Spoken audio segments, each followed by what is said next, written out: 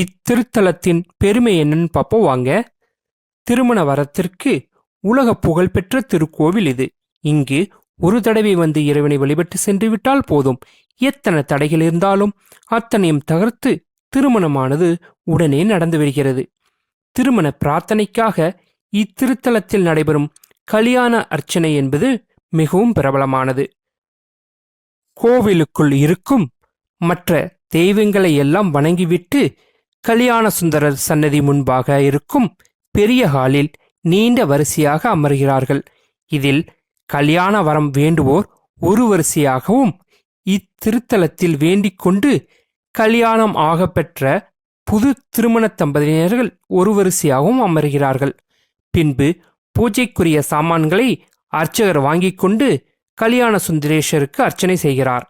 சுவாமி மீது சாத்திய மாலையில் ஒன்றை ஒவ்வொருவருக்கும் தருகிறார். தம்பதிகள் தங்களுக்குள் அந்த மாலையை மாற்றிக்கொள்கின்றனர். திருமண வரம் வேண்டி அமர்ந்திருப்போருக்கு அவர்களது கழுத்தில் மாலையை அர்ச்சகரால் அணிவிக்கப்படுகிறது.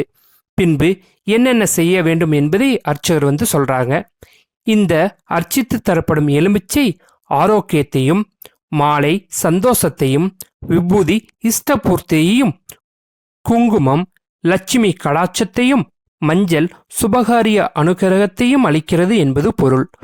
அர்ச்சனை செய்து தரப்படும் மாலையை வாங்கி சென்று வீட்டில் வைத்து பூஜை செய்ய வேண்டும்.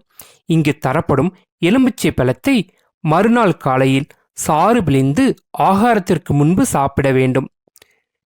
கல்யாணம் நடந்த பின் அந்த பழைய மாலையை திரும்பவும் எடுத்து வந்து தம்பதிகள் சமேதமாக இத்திருத்தலத்தில் கல்யாண சுந்தரேஸ்வருக்கு அர்ச்சனை செய்து வழிபட்டு பிரார்த்தனையை பூர்த்தி செய்தல் வேண்டும்.